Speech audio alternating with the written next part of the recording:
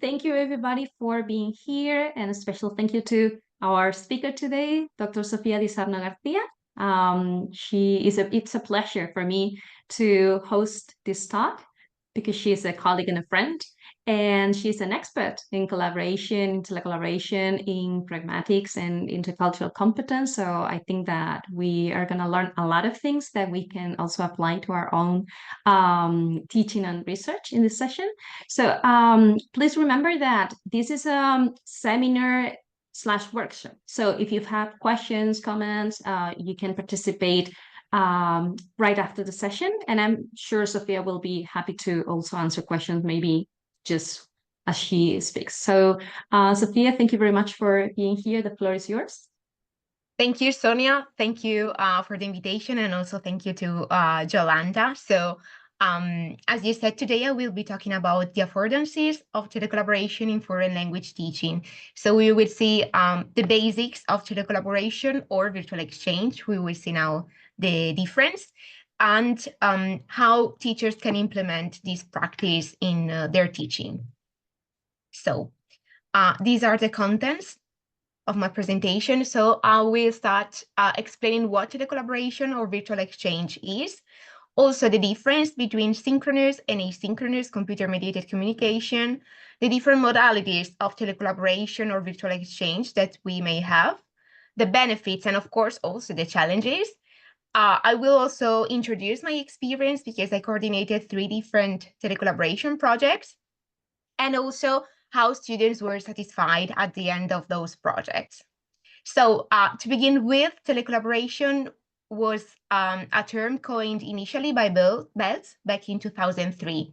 And according to Dooley, it is the process of communicating and working together with other people or groups from different locations through online or digital communication tools. For instance, computer, tablets, cell phones, to co-produce a desired work output. And this is very important, the collaboration part and the production part, as we will see later.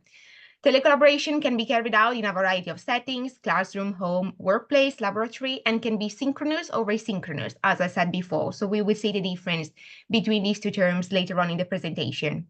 In education, telecollaboration combines all of these components with a focus on learning, social interaction, dialogue, intercultural exchange. So again, intercultural competence, as Sonia mentioned before, is a key aspect of telecollaboration, and communication, all of which are especially important aspects of telecollaboration in language education. So as you can see, this term refers specifically to language learning, and this is why it is the term that I prefer. Also, Cole Pirate in 2020 vindicated the use of this term as opposed to virtual exchange, because according to him, virtual means less than the real thing. So it could entail some negative connotations according to this author. However, virtual exchange is currently the mainstream term, and it was coined by Hellman O'Dowd in 2018. And according to O'Dowd in his recent volume, virtual exchange is an umbrella term which refers to the numerous online learning initiatives and methodologies which engage learners in sustained online collaborative learning and interaction with partners from different cultural backgrounds. So as we can see, we again have the culture element, as part of their study programs and under the guidance of teachers or trained facilitators. So you can see that as opposed to the previous definition that we saw, this one stresses teacher guidance or trained facilitators. And also O'Dowd recognizes that this should be part of students' study programs as opposed to learning in the digital wilds. So in case you're not familiar with this, learning in the digital wilds would be, for instance, watching YouTube videos in your target language. So you learn the language in an informal context and without the guidance of a teacher or instructor. The thing is that virtual exchange is a term used in other disciplines, and proof of that is the program of the International Virtual Exchange Conference. As we can see, presentations related also to disciplines such as psychology or maths. So let's say that virtual exchange comprises a broader range of disciplines as opposed to telecollaboration, which refers specifically to language learning. And this is why it is the term that I normally use, although I use both interchangeably to avoid redundancy. Now, let's see the difference between synchronous and asynchronous computer-mediated communication. So the former refers to real-time and simultaneous activities. So what we're doing now, a video conference session, would be synchronous computer-mediated communication, because I'm talking to you real-time and I can also receive a response in real-time. And written chat would also be an example of synchronous computer-mediated communication. The latter comprises the opposites, that is, not simultaneous activities. For instance, emails, because I can send you an email today and receive a response in 3 days. Also, Padlet, as we will see later, would be an asynchronous computer-mediated communication tool, and we also have others. So regarding the first one, synchronous computer-mediated communication, you can see that we have different modalities and different tools. So regarding video conference and chat, we have Zoom, Teams, Skype, and Meet, just to mention some. Let's say the most famous, because I'm sure you all know them. We also have virtual and augmented reality. So I'm not an expert in this field, but the difference would be that virtual reality entails a more immersive experience as opposed to augmented reality. So to implement telecollaboration projects through virtual reality, we can use Google Glasses, Microsoft HoloLens, or MetaQuest, just to name a few. But we also have other tools such as Gather, which I will be exploring in the next semester. So in a year, maybe I can talk about this tool. So I will show you what it is. So it combines both video conference sessions to the creation of avatars. So I will let you know how this works in telecollaboration. Now, turning to the advantages of STMC, of course, it fosters spontaneous interaction because it occurs in real time. So students do not have much time to think about their interaction. And this is why it also fosters oral communication, right? So as I said before, video conferences sessions would be an example. And of course, communication tends to be oral through that channel. And this is why it is also said to foster authentic communication, because it resembles, in a way, face-to-face communication, because it occurs in real time and we don't have time to plan our interaction. Now, turning to asynchronous computer-mediated communication, it can be used to implement debates or to carry out icebreakers at the beginning of telecollaboration or virtual exchange projects. So as I mentioned before, Padlet is very useful tool that can be used. So in case you're not familiar with that, this would be how Padlet looks like. As you can see, we have different designs. So we can create a wall where students can post a variety of files, for instance, pictures, PDFs, Word documents. They can also post comments, videos. So it is very useful and can be used for different disciplines as well, apart from language learning. Of course, as I mentioned before, emails would be a way of a tool in asynchronous computer-mediated communication, as well as social media, not the chat tool in social medias. So Facebook, Instagram, MeWe, and others can also be used as ACMC. Turning to the advantages of it, of course, as opposed to synchronous computer-mediated communication, this one allows for more time to reflect and plan. And this is why it is very useful if we want to talk about some cultural issue, because students have the opportunity to investigate about that cultural topic and also plan and reflect on what they have researched before posting their comments or before interacting with their partners. This is why it also fosters, of course, written communication. And this is very important because it allows more equal participation within a group conversation. So if we have 4 students talking real time simultaneously in an oral conversation, and we have 1 shy student, it will be more difficult for this one because he or she will probably struggle more to participate in the conversation. And this does not happen in written communication because they all have the same space to engage in the conversation. And as I mentioned before, ACMC also allows to receive and send messages at any time and from anywhere. And this is an advantage, especially when the time difference between partners is very big, as we will see later. This is one of the challenges. So turning to the modalities, initially there were two different models of telecollaboration. So the cultural model, which would be the one where students create something at the end, a final product, and the tandem model, where students just exchanged conversations or interaction in different languages, so the target language of both groups. However, since that, which dates back to 2008, different models have been emerging. So these 4 items that I have included in this slide would be the most important ones for me. So we can have bi or multilingual telecollaboration projects, such as the ones that I coordinated, but we can also have a lingua franca. So it is usually English, but there are also studies published about Spanish as a lingua franca. And in general, any common language that students have can be a lingua franca. Also, we can have student-student interaction, such as the 3 projects that I coordinated, as we will see later. So they are the ones in charge of arranging the meetings, but we can also have teacher-students interaction in breakout rooms. So there would be an instructor, a teacher, in a main room with all the students. And in this case, there would be, let's say, a lecture at the beginning, not very long, just an introduction. And then students are separated in different breakout rooms to discuss the topic under, well, yes, the topic under study in that case.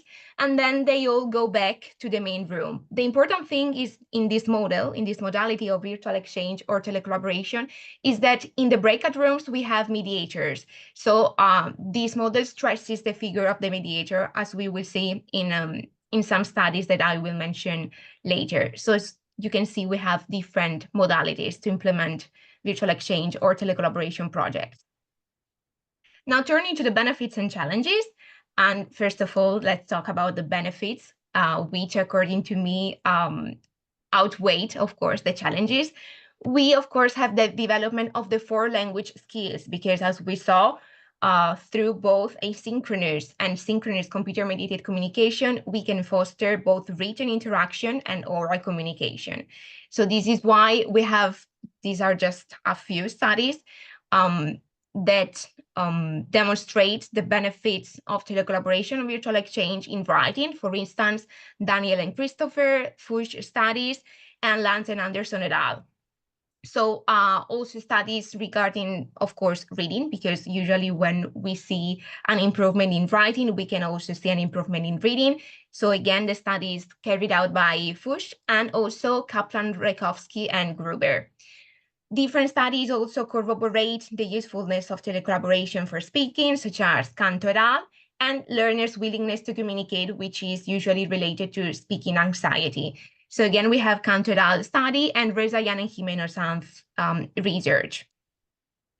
Also, telecollaboration can be used to foster pragmatic competence, which is one of my research interests, of course. This is usually an under-researched topic. However, in the last years, it has gained importance within this field. So we have different studies from 2002 until today. So the ones were carried out by Betts and Kinginger, but we also have several studies by González Lloret, also the ones I conducted myself, those from Knudson Donato, Rezayan and Jimeno-Sanz, Refigan et al., and the ones conducted by Sykes and Cohen.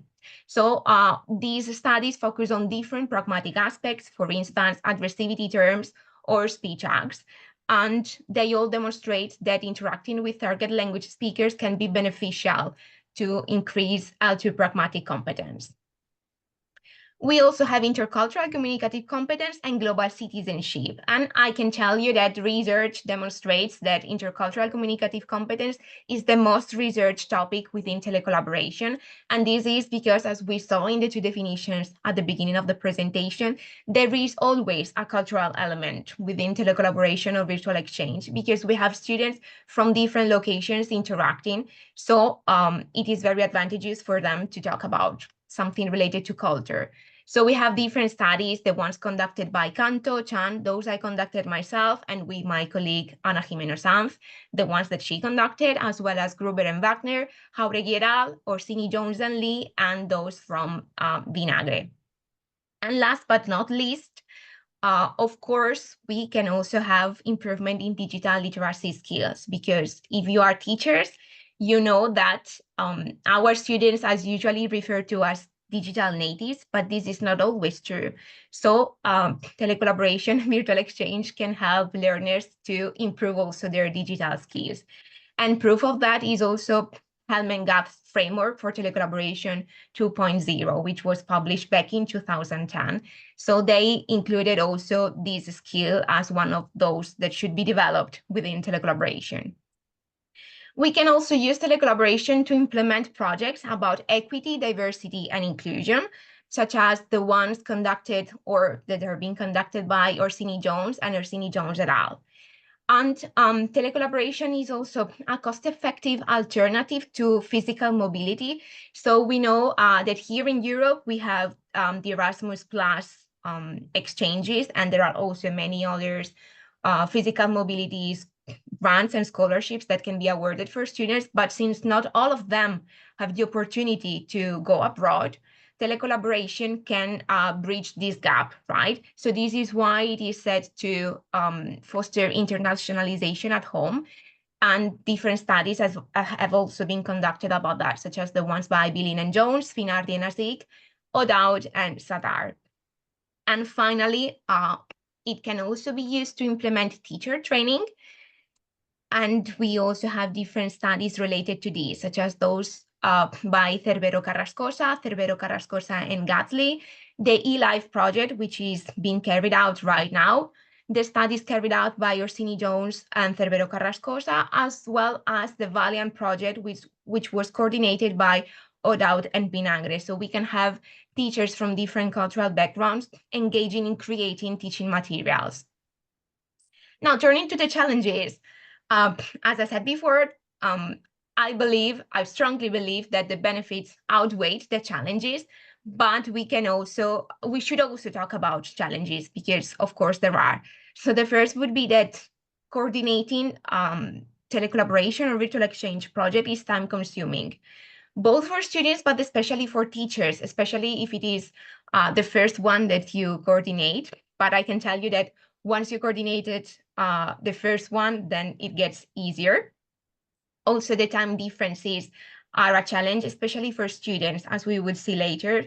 One of the projects that I coordinated was with the University of Hawaii. So in that case, the difference between Spain and Hawaii was 12 hours.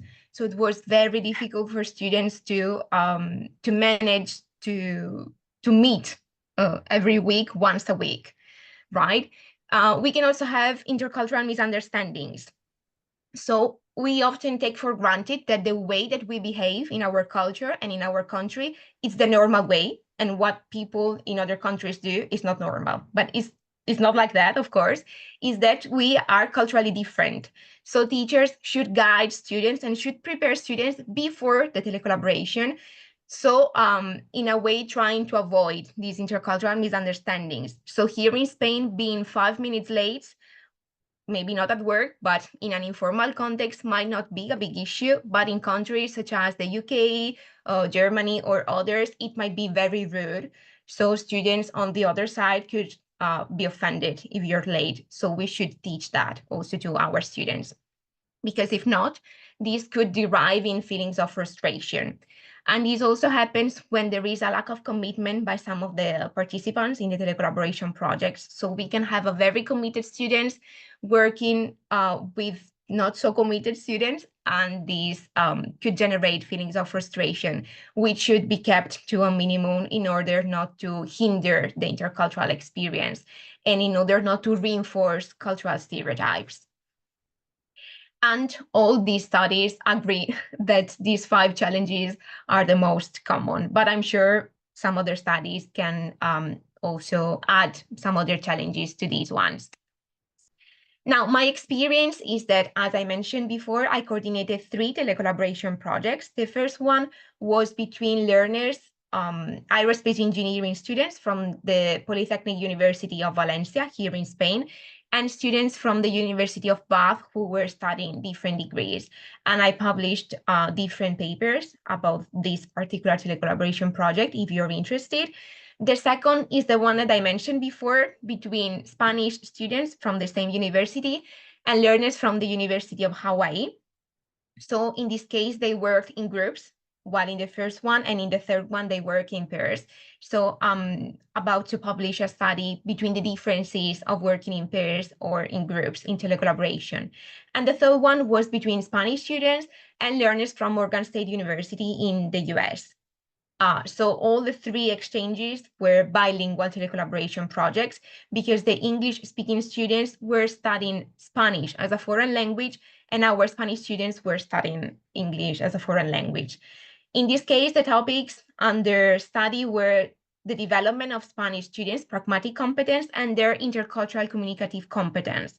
So I wanted to see if these two competencies, were also related to each other. And well, we found that in fact they were. So I will soon publish a book if you're interested in knowing more about this project. And the tools that I used were Zoom and MeWe. So as you can see, I combined both synchronous and asynchronous computer-mediated communication.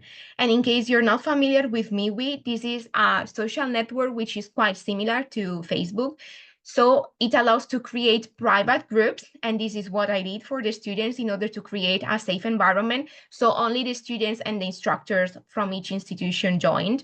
And it was used also to deliver the instructions about the project in general, to create polls to see what topics students wanted to talk about in the asynchronous discussions, also to share students' icebreakers, which in that case were a short video presentation, and also to share different resources such as magazine articles or videos. Now, I also participated in other virtual exchange projects. So in particular, two virtual exchange projects between Coventry University in the UK, Universidade Federal do Espírito Santo in Brazil, Florida Universitaria here in Spain, and the National Institute of Business and Management in Sri Lanka, which were coordinated by my colleague Carlos Hildebrando Jr. and Marina Orsini-Jones. So if you want to know more about this project, you have there the reference. And these projects in particular followed one of the models that I mentioned before, that is the breakout room models. So I was one of the moderators or mediators in the breakout rooms. And I also participated as a teacher in a virtual exchange project between, again, Coventry University, Universitat Jaume I here in Spain, which was the university where I was based at that time, and Universidad de Chiapas in Mexico. And it also followed the breakout room models. And more about this project will be soon published. In this case, the topics were decolonizing English language teaching, so abandoning the native speaker ideology, and English as the lingua franca. So the tools used were again Zoom, but in this case, we used Padlet for the asynchronous computer-mediated communication. So as you can see, again, the coordinators decided to combine both SCMC and ACMC. In fact, different studies prove that it is better to combine both. Now, turning to the students' satisfaction, these are the results of the final project survey that my students, the ones that participated in the three projects I coordinated, completed. So it was based on 13 questions, if I'm not wrong, on a 5-point Likert scale, where 1 was completely disagree and 5 was completely agree. So as you can see, all of them agreed on the fact that they have learned something about their partner's culture, which is, as I said before, one of the main things in these kind of projects. They also practiced both languages in the Zoom sessions, that is, both Spanish and English. You can also see that technical problems were kept to a minimum, and whenever they had communication problems with their partners, they were able to solve them. As you can see, it was not so easy to meet once a week with the partners, as I mentioned before, and they acknowledge having problems trying to arrange those meetings. But despite that, most of them felt at ease with the partner. Zoom and MeWe were not difficult to use. Also, the topics discussed in the synchronous MeWe sessions were found to be interesting by the students and also useful. But you can see that students preferred the Zoom sessions, that is the synchronous Zoom sessions. And I think this is because they don't usually have opportunities to interact orally with target language speakers. And finally, in general, most of them found the project useful. Okay, so to the open question, would you like to keep on meeting with your partner after the end of the project? You can see that half of the students answered yes, while 44% answered maybe, and only 3 students, that is 6%, answered no. These are very positive results, and these are also in line with Byram's model of intercultural communicative competence, according to which the ability to establish and maintain relationships with people from different cultures is one of the key aspects of the intercultural speaker, which in that case was one of the aims of the study, to having our students become intercultural speakers. Now, these are some just very few comments that I received, but I received many more. So as you can see, this was from the first intercultural exchange, and this student says, it has been a great experience, and I take with me a new friend. Thank you, Sophia. So we can see a personal side here, because she's acknowledging that she has enjoyed the experience because she has a new friend now. While this student says, loved it, and it was very useful to improve my English skills. So this one is acknowledging the benefits of telecollaboration for learning English. So not only the personal side, but also, let's say, the more practical benefits of telecollaboration. While this one says, I just wanted to say, I hope you have had a nice holiday, and wanted to once again thank you for this incredible experience. I really enjoyed my time with the student. It was a fantastic experience, and thank you for organizing it all. So a general satisfaction message. Then this one, at first, I thought it would be very difficult to prepare and meet at the same time, but then we realized then it was easier as we kept meeting. I think that this project has been very interesting. So again, the benefits outweighed the challenges. At the beginning, the students thought it would be very difficult to arrange the weekly meetings, but in the end, they were able to do it. This one was from the project with Hawaii. I think that the project is a fantastic idea and a great way to develop our skills, since we don't always have the chance to speak with a native speaker. So this is what I was telling you before, that this is an alternative to physical mobility. However, due to the time difference, it was really difficult to arrange the meetings, and we could not do it right. So this student is acknowledging also some of the challenges, because as I told you, the time difference was 12 hours. So it was very difficult. And the last one, the project has been very entertaining. I've had a good time, and I've met new people. So again, the student is acknowledging meeting new people or having new friends as one of the advantages.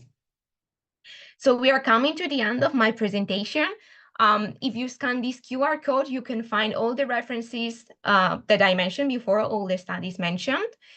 So this would be all. Thank you very much. Thanks again for the invitation, and thanks to the attendees for being here. If you have any questions, please feel free to ask. Thank you.